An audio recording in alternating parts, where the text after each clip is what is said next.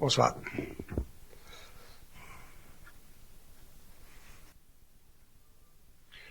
Alors, on continue toujours dans le domaine de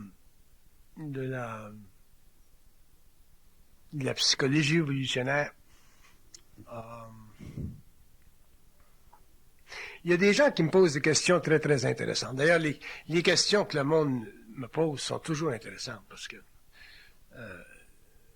il y a des aspects à ces questions-là, il y a des volets, il y a des couches de conscience dans ces questions-là que les gens ne peuvent pas atteindre ou comprendre. D'ailleurs, c'est pour ça qu'ils posent des questions.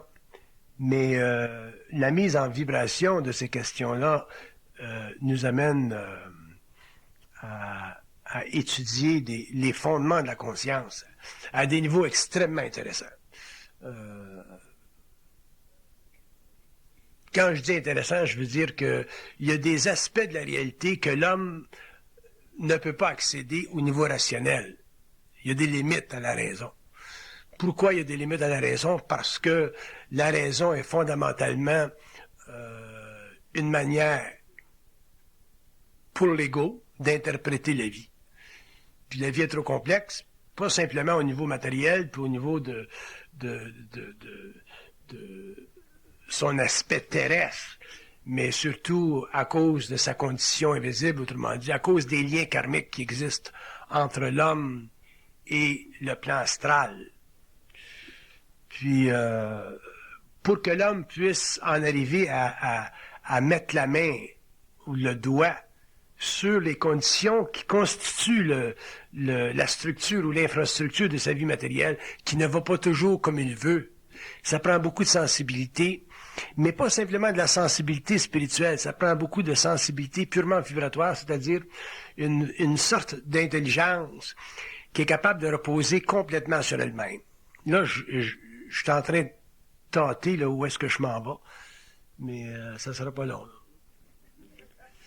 Ce que je veux dire par une intelligence qui a la capacité de se supporter d'elle-même, d'être totalement autosuffisante, psychiquement et psychologiquement, c'est réellement le processus de l'évolution individuelle qui va le déterminer pour l'individu, pour l'homme. Mais qu'est-ce que c'est en soi? C'est ça que je voudrais étudier avec vous autres ce soir. Il faudrait que je donne un nom à cette sorte d'intelligence-là. De l'intelligence, dans le sens essentiel du terme, dans le sens créatif du terme, dans le sens évolutionnaire du terme, non rationnel du terme. C'est une capacité chez l'homme de renaître instantanément des cendres de ses illusions. Une personne là, qui serait capable instantanément de renaître, de se situer au-dessus des cendres de ses illusions, aurait ce que j'appelle une intelligence intégrée, c'est-à-dire une intelligence à l'épreuve des forces astrales de la mort, donc une intelligence à l'épreuve de son moi, donc une intelligence à l'épreuve de sa raison. Ceci lui donnerait une capacité très grande d'achever sa vie comme il le veut, au lieu de la vivre comme elle lui a été imposée par programmation. Donc, il y a deux possibilités de vie chez l'homme. Il y a une vie qui est le résultat de sa programmation, c'est-à-dire une vie qui est fondée ou qui est vécue par rapport à toutes les forces de l'âme. Les forces de l'âme étant l'expression à travers votre être de ce que vous appelez votre personnalité. Et il y a un autre volet de vie, une autre forme de vie, un autre niveau de vie, qui est une déduction créative du pouvoir de l'intelligence pure chez l'individu. Autrement dit, une manifestation intégrale de son moi qui n'a aucune crainte. Donc, l'homme peut vivre deux vies. Une vie où la crainte fait partie de ses assises psychologiques. Et une autre vie où la crainte est de plus en plus éliminée, donc totalement subordonné à sa lumière, donc totalement subordonné à son intelligence, qui ne vibre que dans le mental. Ça fait partie de l'évolution. La psychologie évolutionnaire, c'est le mécanisme explicatif de cette sorte d'intelligence-là qui donne finalement droit à l'homme d'exécuter sa vie au lieu de la subir, de la créer, de la monter au lieu de la subir. Et pour ça, ça demande énormément de force intérieure parce que la force intérieure, c'est sa capacité en tant qu'individu ou en tant que mortel sur une planète dont la conscience est fondamentalement expérimentale, de ne pas se laisser manipuler dans le mental par ses pensées qui sont d'origine astrale.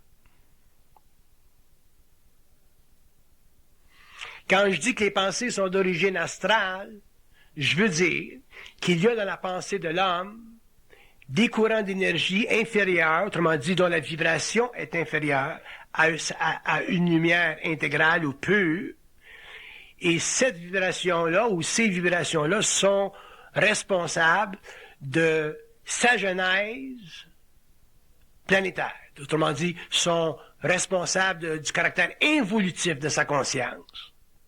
Et ne peuvent pas lui donner une capacité de participer créativement à son être intégral, qu'on retrouvera dans ce que j'appelle l'évolution de la conscience.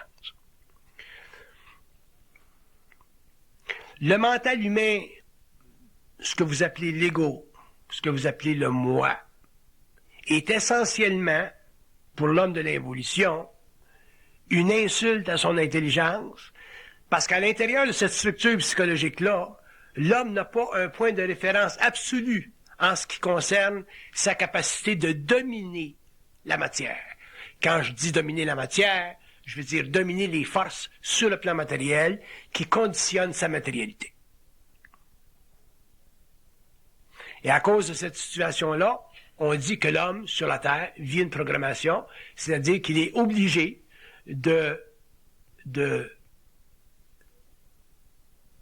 supporter pendant un certain nombre d'années, des fois pendant toute une vie, une condition d'existence qui ne fait pas partie de sa volonté, mais qui fait partie de son impuissance. Comment l'homme en arrivera à briser les chaînes de cette évolution-là pour en arriver à perfectionner sa relation avec l'invisible à un point où il sera capable éventuellement de commander à l'invisible? Pour en retirer du support, ça dépendra de sa capacité de vivre sans crainte. Là, vous allez dire, bon, mais c'est quoi vivre sans crainte? Vivre sans crainte, c'est plusieurs choses. Vivre sans crainte, dans un premier temps, c'est ne pas se souvenir de son passé. Parce que dans votre passé, il y a beaucoup de crainte.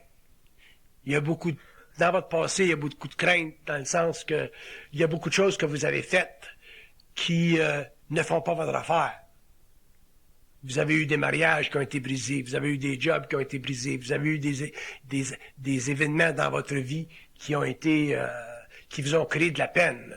Vous avez vécu des événements qui ont diminué votre puissance réelle. Et ces événements-là, dans leur totalité, sont liés ensemble par ce que j'appelle de la crainte, un égrégore de crainte, pour la simple raison que l'absence de puissance ou l'absence de pouvoir chez l'homme, c'est déjà une indication, une mesure de cet état mental, psychique, psychologique qu'on appelle l'état craintif de l'ego. Si l'homme était sans crainte, l'homme n'aurait pas à aller dans le passé de sa vie pour évaluer son présent. La raison pour laquelle l'homme va dans le passé de sa vie pour évaluer son présent, c'est parce qu'il a la crainte de ne pas pouvoir réussir dans son devenir. Si l'homme était sans crainte, l'homme ne regarderait jamais dans le passé et mettrait complètement de côté l'illusion psychologique qui nous est fournie par la psychologie classique, qui nous dit que notre passé détermine notre présent. Alors que notre passé est simplement une suite d'expériences qui, si elles sont vues à la lumière de notre intelligence, deviennent pour nous un tremplin pour nous permettre de nous exécuter en puissance. Exemple. Une jeune fille dans son passé se fait violer. Si la jeune fille comprend que son expérience de viol, qui fait surgir en elle énormément d'émotions négatives, qui fait vibrer beaucoup d'imagination, et qui fait aussi taire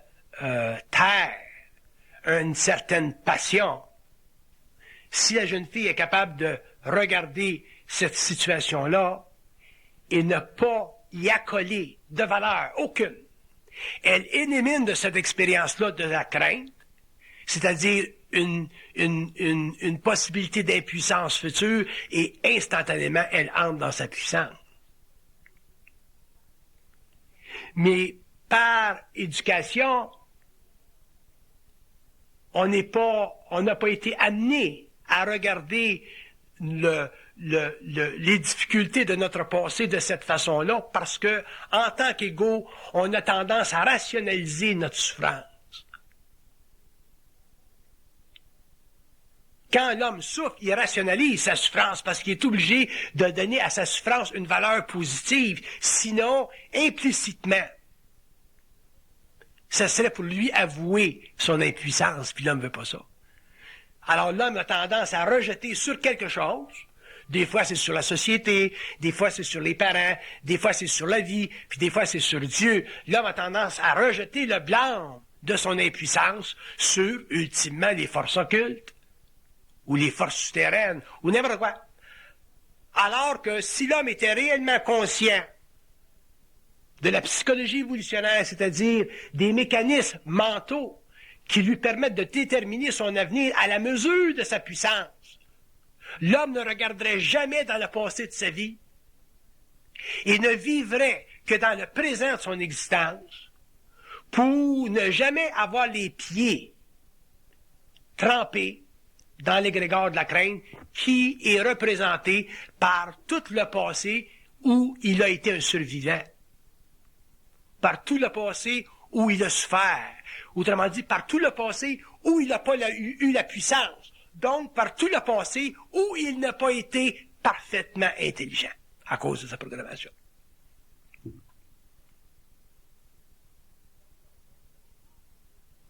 Donc c'est très grave quand une société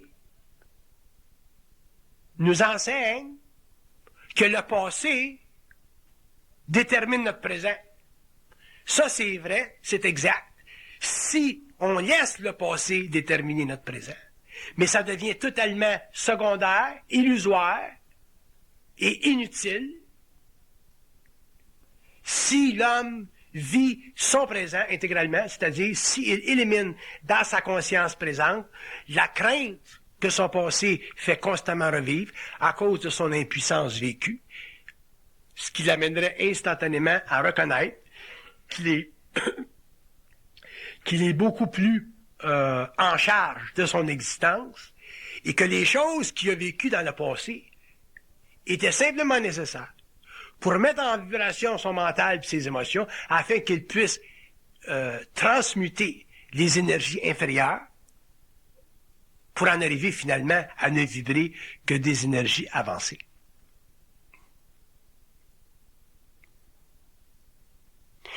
Pourquoi les races anciennes, les vieilles races de la Terre, les hindous, les peuples arabiques, les Italiens, les Irlandais, les vieux peuples, pourquoi les vieux peuples ou les individus dans les vieux peuples trouveront difficile de s'extirper de la mémoire de la race pour finalement convenir avec la puissance d'un individu, ce qui équivaut à l'évolution de la race humaine future? Pourquoi les Américains créent 30 chocs avec leur individualisation, leur individualisme inconscient aujourd'hui dans le monde? Parce que justement, il y a un mouvement de l'esprit de la Terre vers l'élimination des racines du passé, qui ont figé l'homme dans un égrégore astral extraordinaire, qui est à la source de tous nos conflits, la source des conflits entre les Juifs, les Arabes, les Irlandais du Nord, du Sud, tout ce qu'on vit. Là. Puis quand on sait que l'individu, autrement dit, l'homme qui passe de l'involution et qui passera à l'évolution, autrement dit, qui en arrivera à individualiser complètement sa conscience, pour en arriver finalement à s'arrêter sur le promontoire individué de son intelligence intégrée, que cet homme-là va être obligé nécessairement de vivre ce qu'on appelle une initiation. Appelez-la solaire, appelez-la comme vous voulez. L'homme sera obligé de vivre une initiation, parce qu'une initiation veut dire défaire le passé en vous. Donc, que l'homme vive, que l'homme en arrive à passer d'évolution à l'évolution dans 200 ans, 500 ans, 200, 300 ans, aujourd'hui, demain, dans 6 mois, ça n'a pas d'importance. L'homme sera ou devra vivre une initiation parce que l'homme devra s'arracher au passé qui est le conditionnement de son ego à partir de la mémoire de la race pour en arriver finalement à briser dans sa conscience les chaînes de l'évolution, c'est-à-dire réorganiser sa programmation en fonction d'un contrat occulte entre lui et sa lumière, où il prendra contrôle de son expérience planétaire pour en arriver ultimement à passer de la conscience astrale lorsqu'il sera au seuil de la mort, pour passer directement dans une conscience moroncière, où finalement l'homme fera état de son immortalité de conscience.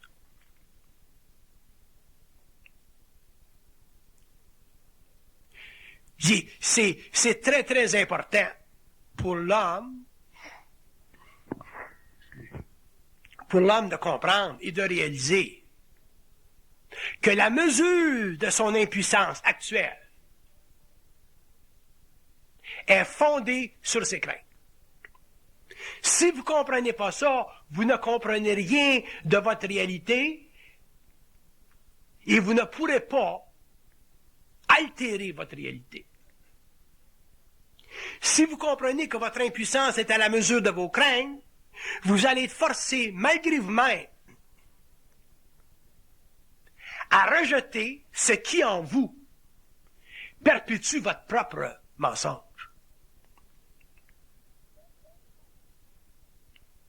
On ne peut pas arriver à l'homme et dire, bon, ben, toi, tu te mets, puis toi, tu te mets, puis toi, tu te mets, puis toi, tu te mets. Ça, c'est bon pour les curés, qui se mentent aussi. Tout le monde se met. On ne peut pas arriver puis pointer vers l'homme. On n'a pas le droit, occultement parlant, de prêcher à l'homme. On n'a pas le droit, occultement parlant, de juger l'homme. On n'a pas le droit, occultement parlant, de donner à l'homme l'impression qu'on est plus avancé que lui. Donc, il n'y a pas grand droit qu'on a par rapport à l'homme. Mais par rapport à nous autres, on les a tous, les droits.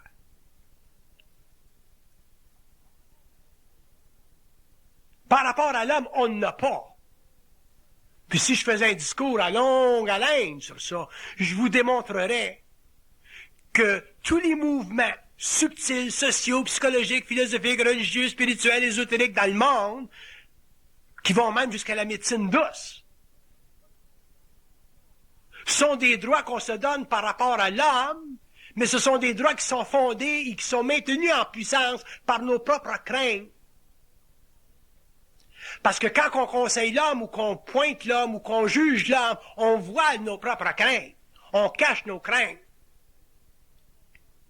Et en cachant nos craintes, on multiplie les erreurs humaines et on demeure dans l'évolution. Alors que si l'homme se retirait de ses mouvements d'âme par rapport à l'homme et concentrait toute son énergie sur la résurgence de sa puissance, où il abat ses craintes, l'homme réaliserait que la vie n'est jamais un terminal et que la vie n'est jamais noire et que la vie n'a jamais de mur, et que la vie n'a jamais de finalité en soi, parce qu'elle est ultimement parfaite. C'est l'homme qui est imparfait, pas la vie. Mais quand elle passe la vie, dans sa perfection, dans son mouvement, à travers des corps qui ne sont pas ajustés, la vie semble imparfaite. Et l'homme, un jour, va être obligé de se réajuster, voir, reconnaître que la vie est parfaite. Et à ce moment-là, seulement à ce moment-là, pourra-t-il finalement cesser d'haïr les forces occultes, dans le sens psychologique de son ego, ce que vous diriez, vous autres, à un certain niveau, de se fâcher contre Dieu, et l'homme se fâcherait contre lui-même. Parce que quand on a une conscience occulte, on a tendance à haïr les forces qui nous sous-tendent, parce qu'on a tendance à transposer notre faiblesse, notre impuissance. Alors qu'en réalité, si l'homme était réellement conscient de la perfection de la vie, surtout quand la vie vient du plan mental, il serait capable de s'exécuter froidement. Ne jamais considérer ses faiblesses comme étant l'empoisonnement venant de l'extérieur, mais comme étant une putréfaction faisant partie des forces de l'âme qui mettent en vibration son ego, non pas pour sa joie personnelle, mais pour sa souffrance personnelle. À ce moment-là, l'homme corrigerait la relation entre lui et l'invisible, et à partir de ce moment-là, l'homme aurait le droit de commander aux forces occultes. Ne commande pas aux forces occultes qui veut, commande aux forces occultes qui peut.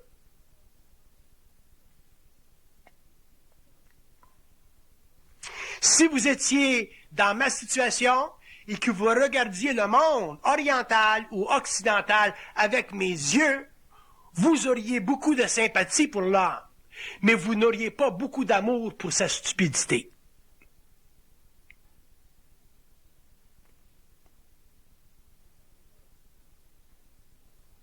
Et quand je dis sa stupidité, je ne parle pas de sa stupidité dans le sens simplement psychologique. Je parle de sa stupidité dans le sens de sa nature animale, qu'il n'est pas capable de dompter, parce qu'il a toujours les pieds pris dans la crainte. Si vous regardez ce qui se passe aux États-Unis présentement, il y a un nouveau mouvement qui se crée aux États-Unis, là, de Promise Keeper, puis tout ça, là. Une autre forme de religion, de culte, whatever. Puis il va en avoir tout le temps de ça. Si vous regardez, bon, on prend les Américains, parce que les Américains sont réellement les grands faiseurs de mode puis de courants nouveaux, à un niveau ou à un autre, pour le bien ou pour le pire. Mais si vous regardez ce qui se passe aux États-Unis et ce qui se passe dans le monde, au niveau du besoin qu'a l'être d'être supporté par une genèse oratoire, autrement dit par un mouvement de la parole, par un mouvement de la bouche, par un mouvement de mots, c'est extraordinaire. Même aller à son psychiatre, ça fait partie de ça. Son psychologue, ça fait partie de ça. Il y a des gens qui vont à le psychologue à tous les semaines. Il y a des gens qui vont à messe à tous les semaines. L'homme est obligé d'aller quelque part à tous les semaines. C'est incroyable. L'être humain a besoin d'aller quelque part à tous les semaines. Il y a des hommes qui vont dans des livres à tous les semaines. Il y a des hommes qui vont à l'université à tous les semaines. J'ai rien contre le fait que l'homme va quelque part à tous les semaines.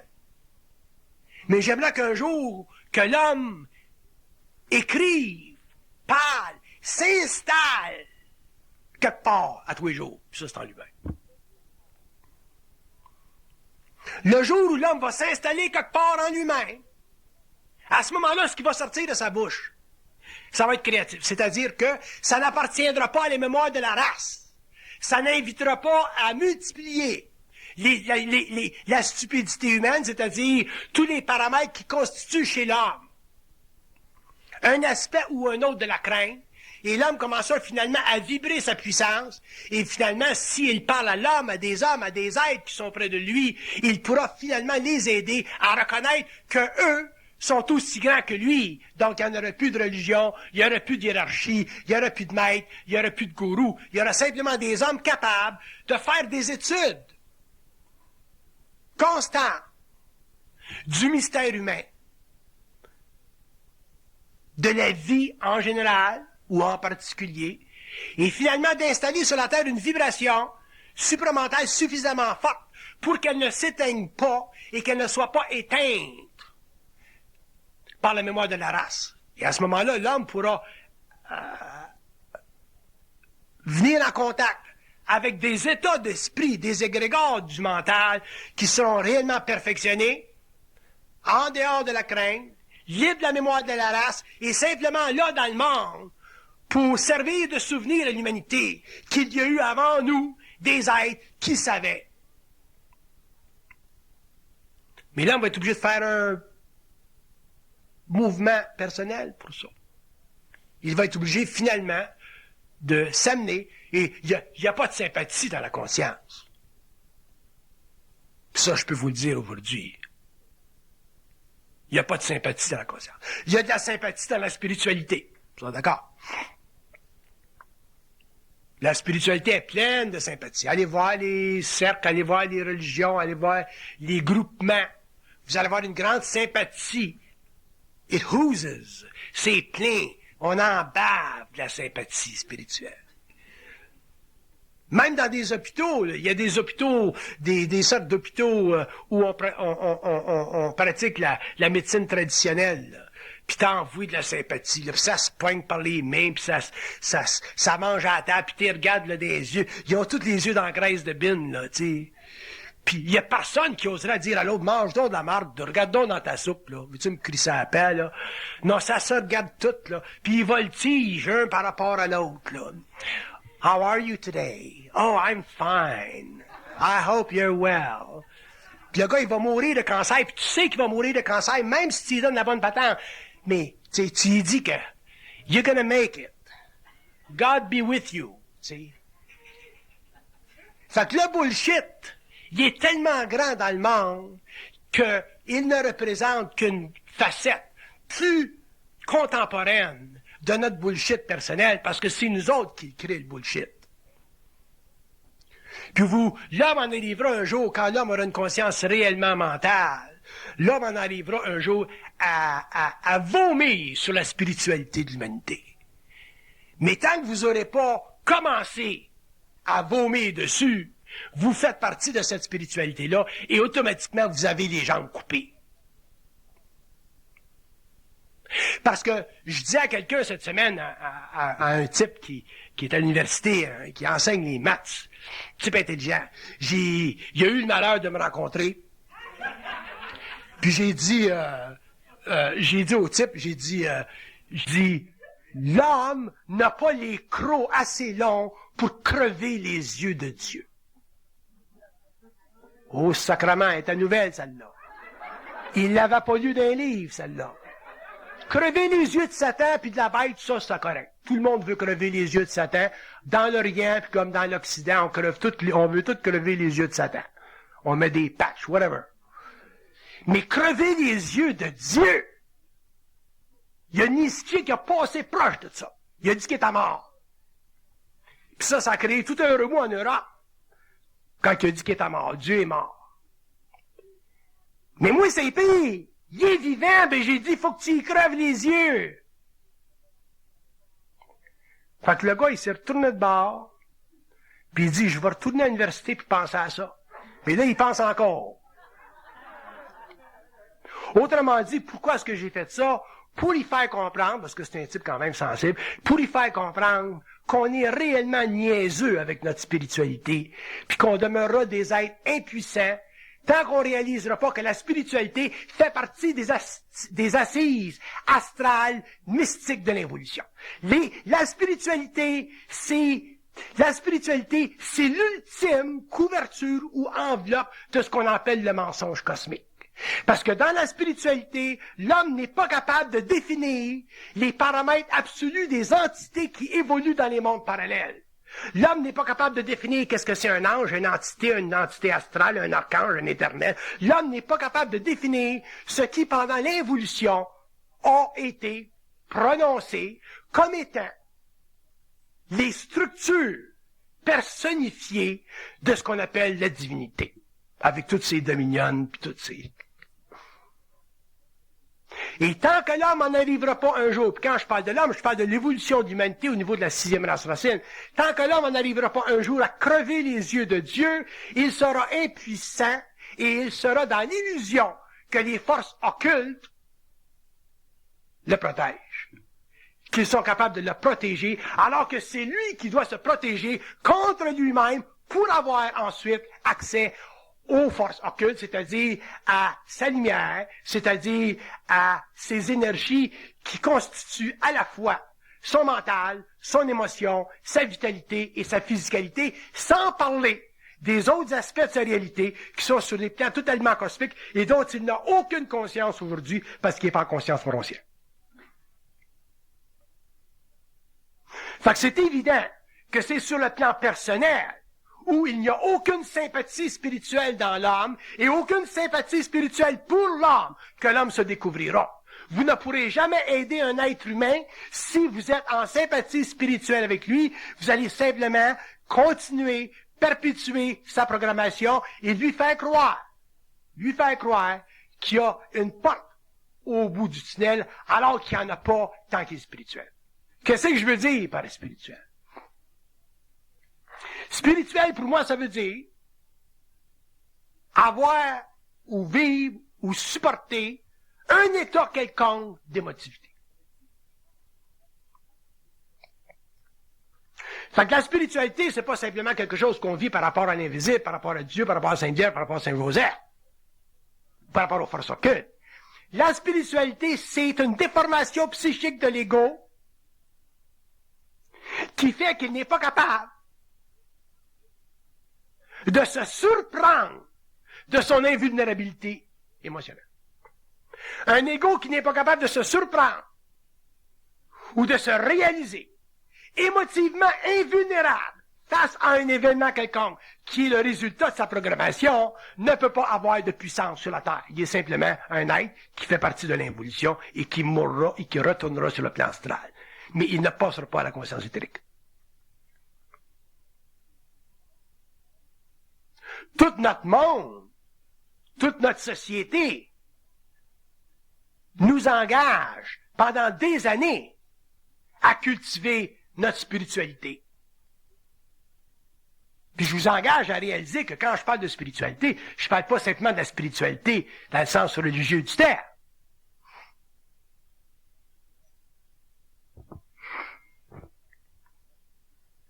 Je parle d'émotivité qui fait interférence avec le mental intégral de l'âme.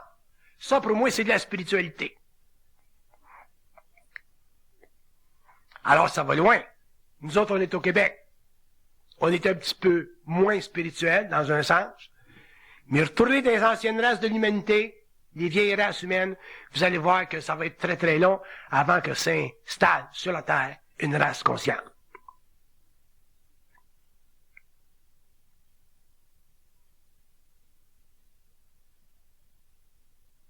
Alors l'homme est obligé de retourner à sa fondation, ou sera obligé de retourner à sa fondation, s'il est pour en arriver finalement à mettre un terme à sa programmation.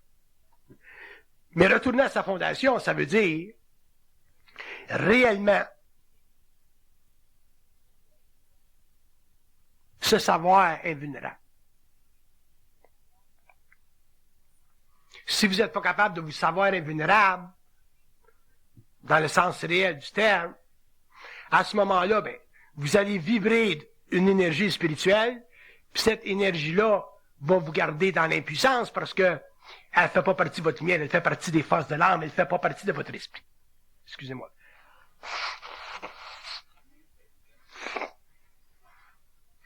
Dans l'esprit, il n'y en a pas d'émotion. Dans l'âme, oui. Pourquoi le combat entre l'homme et son ajusteur de pensée sera le plus grand des combats que l'homme aura livré depuis sa naissance dans la matière? C'est parce que l'esprit ne partagera pas avec l'homme un dialogue, une télépathie fondée sur le caractère astral de la pensée de l'évolution. Donc, quand l'homme vivra une pensée ou un dialogue ou une télépsychie avec l'esprit, avec le double, appelez ça comme vous voulez, avec lui-même en tant que principe universel, l'homme sera obligé de s'instruire au cours de ce dialogue-là d'un mouvement constant, pressant et saisissable de l'intractabilité de l'esprit par rapport à la crainte de l'ego.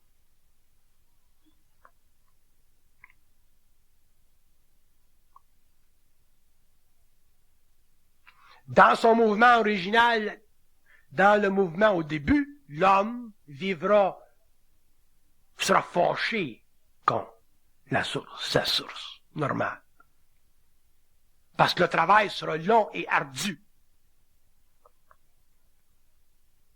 Mais quand l'homme en arrivera finalement à réellement consolider sa conscience, c'est-à-dire prendre le contrôle de sa vie, c'est-à-dire vivre sans crainte,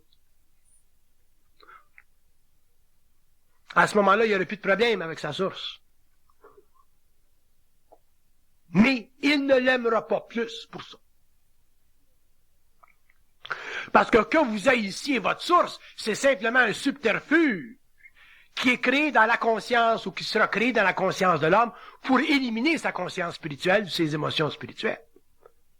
Mais une fois que l'homme ne souffrira plus de son contact ou de sa source, il n'aura même pas la vibration pour revenir en arrière et établir un lien affectueux, donc spirituel, avec sa source. Parce que s'il le fait, la source reviendra encore par en arrière pour l'accuser une fois de plus qu'il n'a pas complètement éliminé de sa conscience la vertu de la crainte,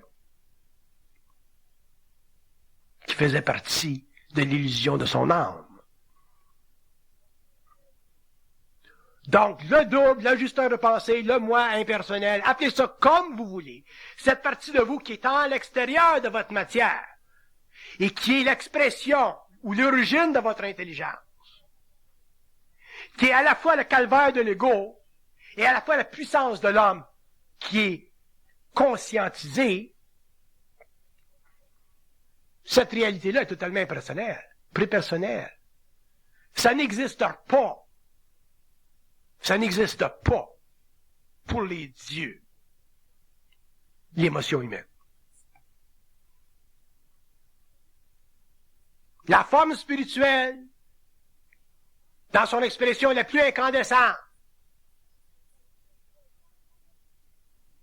c'est pour le souvenir de l'âme. C'est pour le réconfort de l'âme.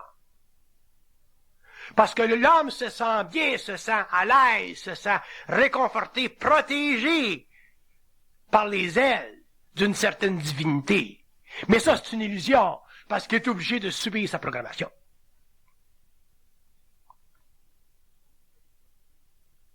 Et l'homme sera obligé un jour de reconnaître ça. Il sera dans l'évolution. Et à ce moment-là, il sera le premier architecte. Le premier architecte de la destruction des religions sur la terre. Pour lui-même, pas pour l'humanité. L'humanité a besoin de religion. L'évolution a besoin de religion. S'il n'y avait pas de religion sur la terre, on serait réellement dans le pétrin. Mais pour l'homme individualisé,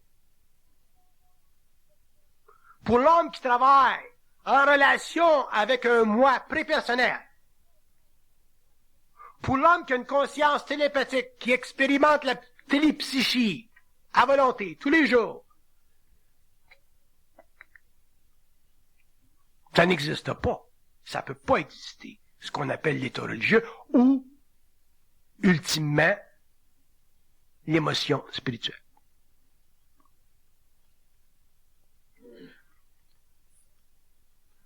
Alors, votre passé, ce que vous avez vécu en tant que femme, ce que vous avez vécu en tant qu'homme, un jour, il va falloir que vous soyez capable de le consolider, c'est-à-dire d'en éliminer l'eau, la vapeur qui crée sa spiritualité, pour ne rester qu'avec les fondements de votre expérience, la cristallisation de votre expérience, la mémoire froide, que vous avez vécu des événements qui vous ont fait souffrir, mais qui ont servi ultimement à vous rendre libre. Pensez-vous que vous allez devenir libre en prenant un avion puis en allant aux Indes vous asseoir dans un ashram? Ou en allant au Vatican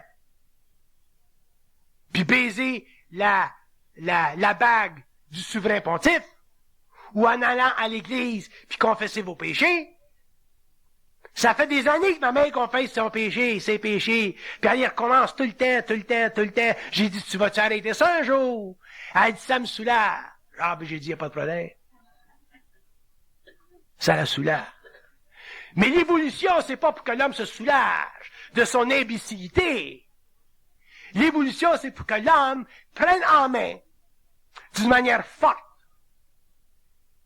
les énergies de son âme, rompe le pain de son initiation et finalement mettre un terme à son calvaire planétaire qui est techniquement son impossibilité psychologique de reconnaître qu'il est un être en fusion de conscience, c'est-à-dire un être de feu, c'est-à-dire un être qui a ce fameux feu sacré, c'est-à-dire ce lien avec l'invisible qu'on appelle ou qu'on appellera un jour un état avancé de science infuse, où l'homme ne vit plus par rapport à les doctrines d'une race, parce qu'il ne fait plus partie du temps de la race, mais fait partie d'un autre temps que lui créera en fonction de son intelligence puis de sa volonté, mais pour lui-même, et non pas pour l'humanité haletante et impuissante.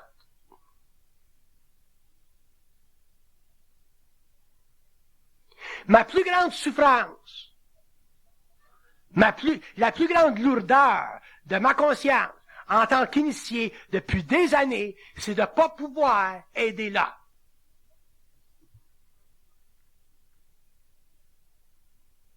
Je n'ai jamais aidé l'homme, je n'aiderai jamais l'homme parce qu'on ne peut pas aider l'homme. Ça, c'est une illusion spirituelle. C'est une émotion spirituelle qui veut nous faire aider l'homme.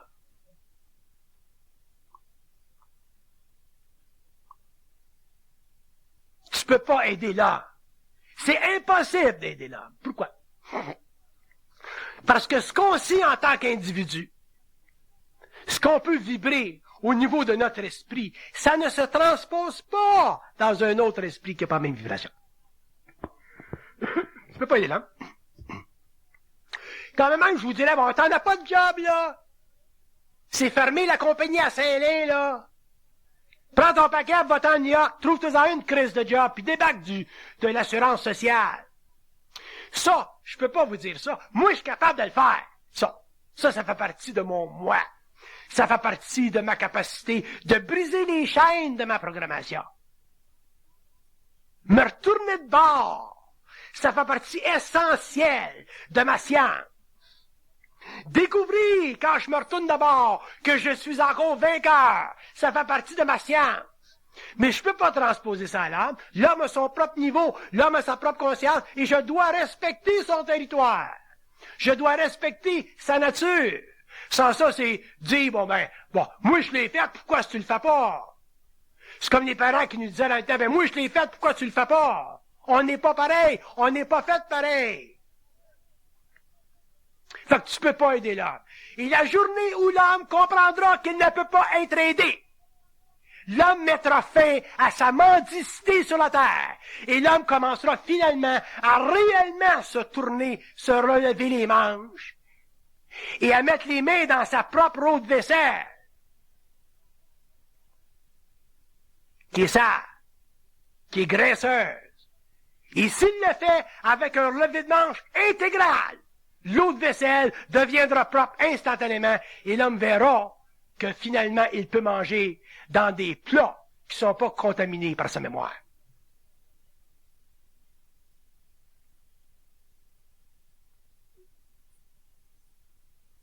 Et je peux vous dire une chose. Viendra le temps où l'homme, devenant de plus en plus conscient, étant mis de plus en plus en vibration, sentira le besoin ou sentira l'incapacité d'aider les autres. Et tant que vous aurez cette capacité d'aider l'homme, vous ferez partie de l'évolution spirituelle de la Terre, vous serez du bon monde. Mais du bon monde, c'est pas du monde intelligent, nécessairement. Parce que pour avoir une bonne mesure de la dose d'énergie émotionnelle que tu dois utiliser pour aider quelqu'un, c'est pas évident. Si t'en donnes trop, c'est parce que t'es trop émotionnel. Si t'en donnes pas assez, t'as peur d'être coupable. D'une manière ou d'une autre, t'es fait à l'os.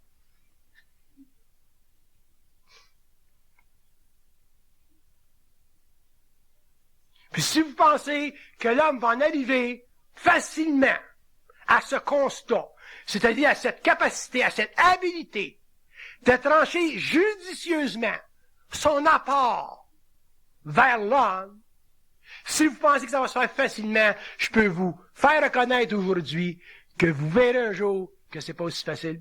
Pourquoi? Parce que vous êtes du bon monde.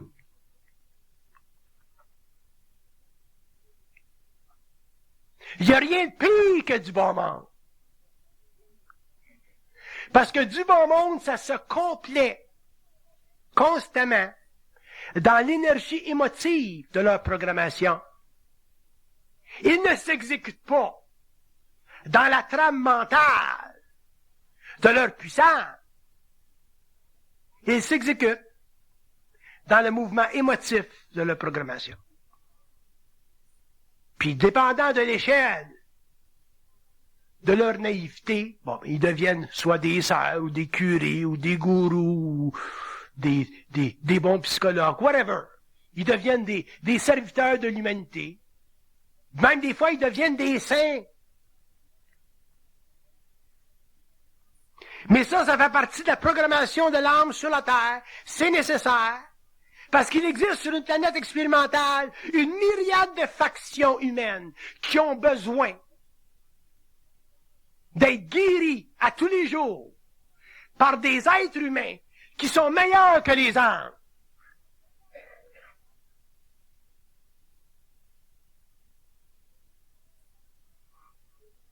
Il y a des grands êtres humains, des grandes anges, Sœur Teresa, qui sont meilleurs que les anges. Là, vous allez dire, mais comment est-ce qu'on peut critiquer les anges? Les anges ne sont-ils pas des êtres de lumière? Quand vous aurez réellement découvert le poteau rose,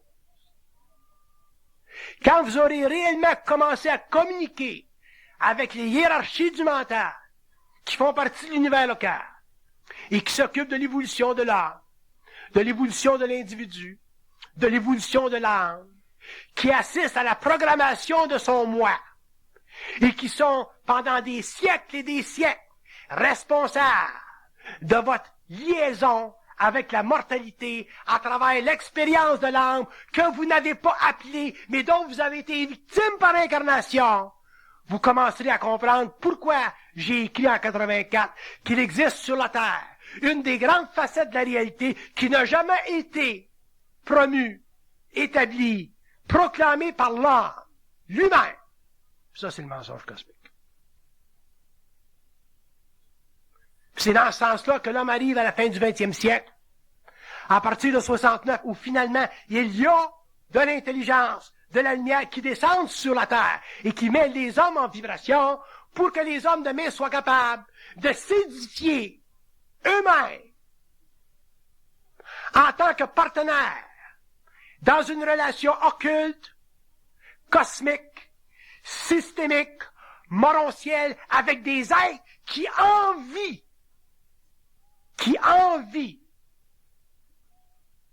son état de conscience. Parce que son état de conscience est fondé sur un principe qui est ultimement à sa mesure, puis ça, c'est le principe de l'amour. Et le principe de l'amour n'existe pas dans le cosmos local sur les temps parallèles. Quand vous comprendrez ça, vous comprendrez que finalement, l'homme doit ajuster ce principe d'amour-là à travers son émotivité, à travers son inconscience, à travers sa spiritualité, à travers sa conscience évolutive, pour finalement se l'approprier d'une façon intelligente, pour qu'il puisse distribuer dans le monde une certaine quantité d'amour, mais d'une manière mentale, à la fin de ne pas perpétuer pendant des siècles, comme ce fut le cas pendant l'évolution, l'impuissance de l'homme. Ça, c'est à travers notre spiritualité. C'est à travers notre spiritualité qu'on l'invoque, le principe de l'amour. Qu'on l'applique, le principe de l'amour. Et qu'on empêche l'homme de faire face de manière intégrale à ses craintes pour en arriver finalement à ce qu'il puisse reconnaître qu'il est réellement son propre chevalier. Sans aucune condition. Parce qu'un jour, vous réaliserez qu'il n'y en a pas de condition au-dessus de l'homme. Il n'y en a pas de structure mentale, universelle au-dessus de l'homme. Il n'y en a pas de monde occulte au-dessus de l'homme qui nie sa réalité ou qui peuvent nier sa réalité ou qui peuvent venir en opposition avec sa réalité parce que l'homme est ultimement 7 fois créé. Matériel, éthérique, astral, mental et les 3 plans supérieurs font partie de sa cosmicité systémique locale qu'il retrouvera dans la monocialité de sa conscience lorsque l'homme aura finalement abattu les portes de la mort pour rentrer dans l'immortalité de sa conscience systémique et finalement s'inviter à sa propre table qui sera demain son propre royaume et sa propre façon de vivre dans un monde qui est ultimement parfait. Fait que c'est pas avec nos craintes, puis c'est pas avec nos stupidités, puis c'est pas avec le bavardage de l'évolution, puis c'est pas avec les petites niaiseries qui ont été imposées par le pouvoir local, c'est-à-dire les pouvoirs spirituels de la Terre, les pouvoirs gouvernementaux de la Terre, sur la petite conscience de l'homme qui ne pouvait pas se révolter à cause du fait que le mental humain n'était pas suffisamment développé, que l'homme va en arriver finalement à conquérir son espace psychique et finalement sortir de son corps, non pas en forme astrale pour retourner ultimement à la mort si le cordon est coupé, mais réellement sortir de son corps en conscience morontienne et faire face ultimement aux êtres qui l'ont invité à vivre la matière. Pourquoi est-ce que l'homme a été invité à vivre la matière? Cette question-là, on se l'est demandé pendant des siècles. Pourquoi l'homme a été invité à vivre la matière? Pourquoi l'homme a été invité à s'incarner? Pourquoi? Et l'homme devra le savoir, la connaître, cette raison-là, un jour. Je peux vous en donner un aspect. La seule raison pour laquelle l'homme est descendu dans la matière, la seule raison pour laquelle l'homme s'est figé dans le temps de la matérialité, c'était pour permettre aux hiérarchies puissantes de la lumière, qui sont techniquement parfaites, de pouvoir vibrer à l'imperfection de l'homme afin de se redonner un nouveau cycle d'évolution pour mettre fin à leur propre Mahan Vantara qui leur impose de dominer l'homme afin que l'homme ne puisse pas utiliser pendant un certain temps le pouvoir de savoir qui ferait de lui sur une planète expérimentale un Dieu. Et quand je dis un Dieu, je veux dire un homme qui serait capable de connaître les événements demain de telle chose aujourd'hui. Un homme qui serait capable de dire que dans 300 ans ou dans 3 ans, il y aura un tremblement de terre qui fera telle chose. Un homme qui serait capable de prédire la vie, parce que la vie fait partie des coordonnées psychiques de son moi, des architectures de son mental, sur les plans élevés de sa conscience moroncière. Mais l'homme n'a pas droit à ça. Pourquoi? Parce que son ego est coloré. Et pourquoi il est coloré? Parce qu'il y a de l'âme en lui. Il y a trop d'âme en lui. Il y a trop de souvenirs en lui. Il y a trop de pensées en lui. Il n'y a pas de puissance en lui. L'homme n'est pas capable de faire face à sa réalité, de dicter les événements, d'écrire sur le temps du temps, le mur du temps les événements, et de dominer sa nature sur la Terre, et de donner finalement à l'humanité un corridor d'exploitation, un corridor d'évolution à la mesure de sa perfection à tous les niveaux de ses plans, parce que l'homme est encore un être animalisé, c'est-à-dire un homme a encore en lui de l'orgueil spirituel. Et cet orgueil spirituel-là, il fait partie de l'émotion dans ses sentiments. Elle fait partie de sa vibration quand il aide. Quand l'homme aide l'homme, l'homme est déjà dans un chef d'orgueil. Quand vous aidez l'homme, vous êtes déjà dans un geste d'orgueil. Et si vous étiez en conscience mentale, et que vous étiez en contact télépathique avec le mental, et que vous seriez face à une condition où on vous demanderait de l'aide, le plan mental pourrait facilement vous dire, éloigne-toi de cette condition et brosse tes souliers contre le sol. Parce que cet homme-là doit survivre, doit vivre et supporter son karma, et tu ne dois pas faire interférence avec la loi de l'invisible. Mais non, on fait interférence. On veut l'aider, le gars.